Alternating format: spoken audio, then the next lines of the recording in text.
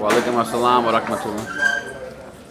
إن الحمد لله تعالى نحمده ونستعينه ونستغفره ونعوذ بالله من شرور أنفسنا ومن سيئات أعمالنا ومن يهده الله فلا مضل له ومن يضلل فلا هادي له وأشهد أن لا إله إلا الله وأشهد أن محمدا عبده ورسوله يا أيها الذين آمنوا اتقوا الله حق تقاته ولا تموتن إلا وأنتم مسلمون.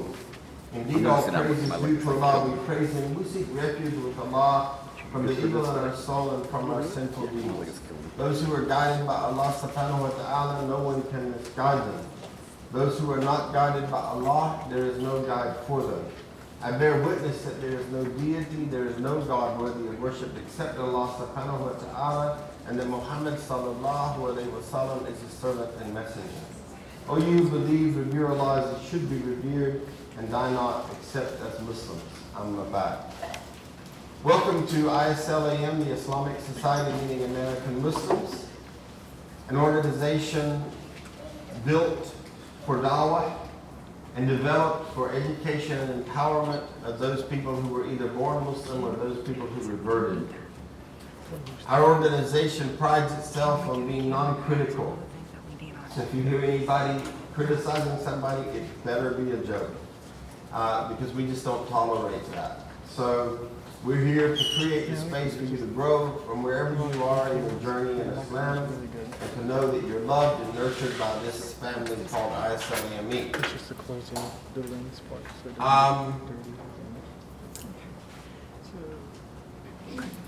I thought that Dr. Idris was going to do the potluck. That was for Ramadan, brother. For Ramadan, okay, all right. So March the 22nd, we don't have a venue, so we may end up doing it on the 29th. How many are in favor of doing the potluck At St. Luke's. at St. Luke's on the 29th instead of not having an interview on the 22nd? Raise your hand. Wait, what? It's going to be the 5th Saturday instead That'll of be the the 4th. 5th Saturday instead of the 4th. Yeah. Everybody in favor? All opposed, say no? Okay. All right, so I'll send out the So invite. we'll get that arranged. Remember, the next potluck will be on the 5th Saturday instead of the 4th. We are still collecting non-perishable food items, unbroken cell phones, and empty ink and toner cartridges. These cell phones are used for victims of domestic violence. We've donated over 700 at this point. The food is donated to local pantries. And the ink cartridges, I believe we're getting cash for that for the organization.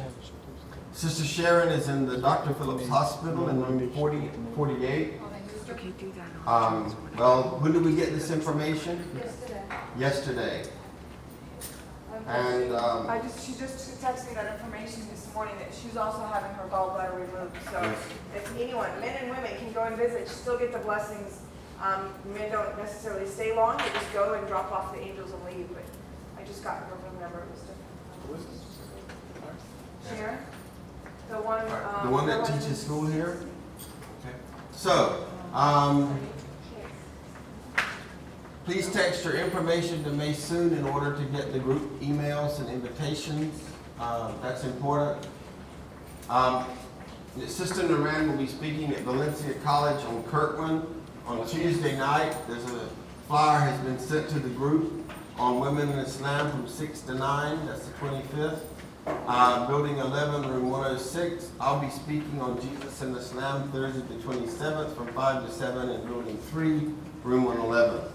So we would love, yes? Can I just add to that event with mom sites, neuron sex and mom sites? Bring your friends, bring whoever. I mean, I'm really trying to promote this like I did the last event. So just bring whoever. This is a very good. So the more the merrier. Yes, Sister Yeah, Kathy? I know it says that food will be served, but is it, we don't have to bring a potluck or? No, do not bring any food. I've already Okay. taken care of all that. Okay. It's refreshments or actually It's gonna be food. Like remember the last time it was? appetizers kind of thing, right? It's gonna be that, but bigger. No, A lot. but it's not a sit-down dinner. It's just snacks. Heavy or dough? Yeah. Healthy hors d'oeuvres. Heavy. Horse doodles. All right. Any, also, Sister Ina's mother, please pray for her. she endured a stroke, and so please be praying for Sister Ina's mother as well. Make dua for her. She's not in the hospital, but please pray for her. And I think I made all the announcements. That's good, inshallah. So, what we've been going over, of course, we've been doing tafsir of Surah Baqarah. And last week we began to talk about hypocrites. And because the verses sort of 8 through 20 address hypocrites in Surah Al-Baqarah and various kinds of hypocrites. And we talked about that. And then we talked about the word kufr and the different kinds of kufr that there is in Islam. We also talked about the fact that you cannot call somebody a kafir, which is unfortunate, but some people use that word very loosely because of ignorance. And then last night we picked it up by talking about apostasy, which many of you might have seen on the news over the years. It's been a big problem. We addressed that. So we want to really clear up a lot of that stuff, and it is part and parcel of the context of what we've been talking about. So what I'm going to do is I'm going to read the English version of verses 8 through 20 again, just so you'll hear it and hear it again. So, أعوذ بالله من الشيطان الرجيم بسم الله الرحمن الرحيم. Of the people, there are some who say, we believe in Allah in the last day, but they do not really believe. Fain would they deceive Allah and those who believe.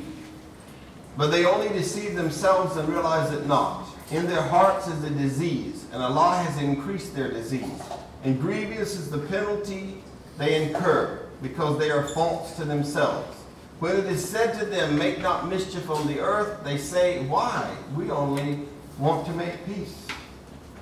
Of a surety, they are the ones who make mischief, but they realize it not. When it is said to them, believe as the others believe, they say, shall we believe as the fools believe?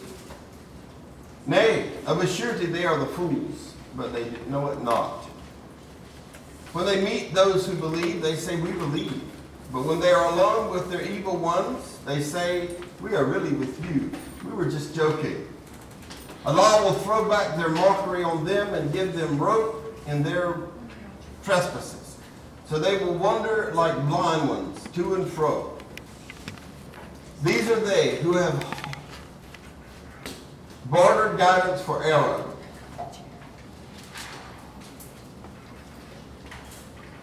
And their traffic is profitless, and they have lost true direction. Their similitude is that of a man who kindled a fire. When it lighted all around him, Allah took away their light and left them in utter darkness, so they could not see. Deaf, dumb, and blind, they will not return to the path. Or another similitude is that of a rain-laden cloud from the sky. In it are zones of darkness and thunder and lightning. They press their fingers in their ears to keep out the stunning thunderclaps, the while they are in terror of death. But Allah is ever round. They reject faith. The lightning all but snatches away their sight. Every time the light helps them, they walk therein. And when the darkness grows on them, they stand still. And if Allah willed, He could take away their faculty of hearing and seeing. For Allah has power over all things. So that's where we are right now, and that's sort of what we're covering. So at the end of last week, I had covered 10 kinds of kufar. Okay, I'm not going to ask you to repeat them, but hopefully you made notes and you learned a lot about that. So, in Surah 42, verse 21, or have they partners with Allah who have instituted for them a religion which Allah has not allowed? In Surah Nahl, Surah 16 and verse 16, say not concerning that which your tongues put forth falsely, that is lawful and that is forbidden, so as to invent a lie against Allah. Verily those who invent a lie against Allah will never prosper. So some of the people who got involved with kufr, this is addressing those people who have changed religion and have put forth false information. They made things lawful that Allah had not made lawful. They made things unlawful that Allah made lawful. And so we see that in our country today. For example, a man can have as many mistresses as he wants, but he can't have a second or third wife and actually be responsible and make sure she is taken care of. And of course, we can name many other things. In many countries in the United States, in many countries in the world, prostitution is actually legal. We know that it's not legal according to Islam. These verses expose their claim to be Muslim as false and deceitful and show that they are trying to be clever. So many people made different sects in Islam, and this is why we've been talking about this as well, because some people think they are the only ones. No one can deceive Allah subhanahu wa ta'ala. And if you want to talk about being deluded, just think that someone thinks they can deceive Allah. A desire to deceive Allah, His Messenger, and the believers can only have one consequence. They end up deceiving themselves. Allah cannot be deceived, and divine revelation protects the messenger from trickery and deceit. The hypocrites will bear the responsibility of their deceit in this world and the next, the punishment for their presumptuousness. In verse 10, the third verse of these 20 verses, so verses 8 through 28, indicates why the hypocrites have so foolishly and why they fail to see the folly of their course. In their hearts is a malady, a disease, and Allah has increased their disease, and grievous is the penalty they incur because they are false to themselves. Now, I want to talk about this a moment from the psychological standpoint, because we talk about, as therapists, people being in denial. We talk about people not knowing themselves. We talk about the ego and the alter ego. So people are actually false to themselves. So you try to tell them who they really are. You try to hold a mirror in front of them and they say, oh, no, I don't do that. Or people say, I'm not angry, what do you mean? Meanwhile, the whole world can see you're angry except you. So you actually deceive yourself by convincing yourself that you're not who you are. Medically, illness and disease take place when one has lost balance in a system and his body no longer functions properly. This sometimes leads to total destruction. So we also know that about 85% of sickness is psychosomatic. There's a tremendous amount of research around this. So a lot of times when somebody comes to my office for therapy and they have a sore throat or they have a lot of congestion, it's because they have a lot that they need to say, but they haven't gotten it out. So it's just like all up here. As soon as they say it out, they get well. They come, they vomit all their problems out, and then they feel better. So there's a lot of psychosomatic illnesses that we have because we are not congruent. And so the same thing as not being congruent is like being a hypocrite. We call it in therapy cognitive dissonance. When you believe a certain thing, but you do something different. So let's say, I say, well, I don't believe in smoking, but I do it. Then that's a contradiction, right? Right? Yes. Everybody's awake, right? I know we had a great potluck last night, but everybody's awake. You're with me, right? Alhamdulillah. In the Quran and Ahadith, the word disease is also applied to certain mental or psychic states which hinder man from attaining degrees of spiritual perfection. They gradually deprive them of the ability to perform good deeds, sometimes even human decency. So I wanted to go back because when we talk about mental diseases, we talk about diseases that affect our thought patterns, our feelings, our desires, or sensations. When we talk about the psychic world, sometimes we talk about the supernatural, seeing and hearing things. Well, a lot of people develop what we refer to as mental illnesses many times because of the way they have lived their lives. Not because of a serotonin intake problem, not because of those kind of things, but the Bible said that if you do wrong long enough, it's like a seared iron, sealed with a hot iron. So you actually no longer feel. How many people have ever talked to someone and they just say, you know what, I'm just so burnt out, I'm numb. I don't feel anything anymore. How many people have known people that couldn't cry for several years of their life because they were so angry? Yeah. So what happens is that when you go contrary to the way of Islam, then you will bring perdition on yourself. You will bring dis-ease. I don't like to say disease. I like to say dis-ease because I think that says it so well. But you will actually bring dis-ease to your body. The very moment that you believe something and don't act on what you believe, you bring dis-ease to your body. If I say, well, I don't really think I should tell a lie, and I tell Nijma a lie, the very moment I'm telling her that lie, I'm uncomfortable. I'm going to be feeling miserable inside. Unless I tell so many lies that it doesn't bother me anymore. And then I become unconscious. And I'm just walking in my sleep. And when we look at the states of the soul in the Holy Quran that are described, it describes those kind of people that are unconscious. So it's amazing. There are a lot of people that actually do that to themselves. They do wrong for so long that they just no longer are conscious. The disease in verse 10 and 11 is referring to unbelief, disbelief, mischief, and rejection of the truth, and acts of disobedience. It causes physical and spiritual disease or diseases. Now, arrogance in the Islamic paradigm means a rejection of truth. So, you know, people in America, we tend to think arrogance is a person that walks with their head up and sort of acts like they're better than other people. But arrogance in the Islamic paradigm is actually rejecting truth. It's like somebody tells you the Quran says this and you say, yeah, I know, but. So I believe all of the Quran, but. And we're going to really talk about that, inshallah, today. I hope we get there. But inshallah, we will eventually. Now, I want to talk a little bit about the misuse of the word kafir, because last week we talked about kufar, but I want to talk about the misuse of the word kafir, or infidel, because it has conditions attached. And I wanted to share the conditions with which you have to meet in order for someone to be a kafir. Okay? Number one, well, let's look at the word first. Takfir, and you will sometimes see it translated T-A-K-F-I-R or T-A-K-F-E-E-R, is the practice of one Muslim declaring another Muslim an unbeliever or a kafir. The act which precipitates takfir is mukafir. One can declare it on themselves.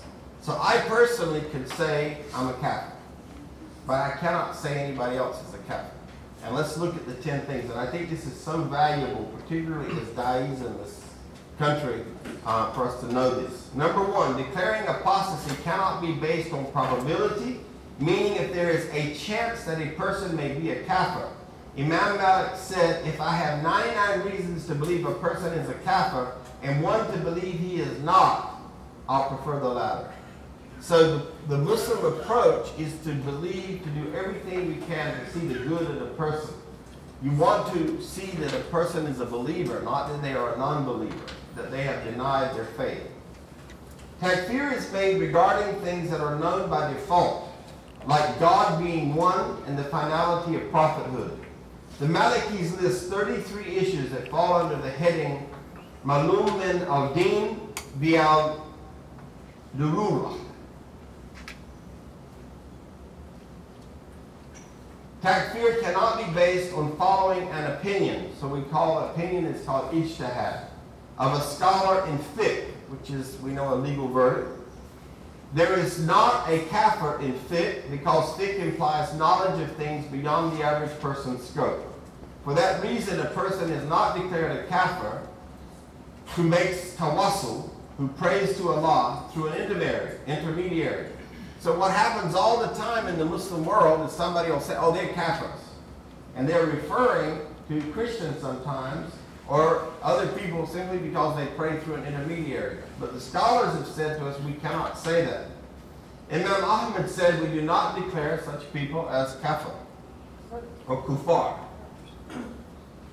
Because, sweetie, even within our own faith, people, if we don't practice according to the way some other people believe, they've called us kuffar. And that's why I'm trying to teach you today why you can't do that. So is that a reference to saying that for that reason a person is not declared a kafir who makes tawassul, praying through an intermediary? That's right. In other words, you cannot say that a person is a kafir. Let's say you went to a grave and you saw somebody praying in a grave. You may say they are on, that there's something wrong with their aqidah. Their understanding is flawed, but you cannot say they're a kafir. Okay, I'm going to give you 10 examples. So if you'll just be patient, I think that I'll answer your question. But I wanted you to see this because I'm not going to leave you hanging. But I am going to give you 10 examples if I live long enough today. Okay. Takfir cannot be based on a sincere attempt to interpret or understand the text. So for example, let's say that I'm making a sincere attempt to try to understand the text in Quran, but somebody doesn't agree with me, so he's a kafir because he doesn't understand it right. This is why all the major scholars, whenever they would present a fatwa or tafsir on a subject that they were not clear about, at the end they will say Allah knows best.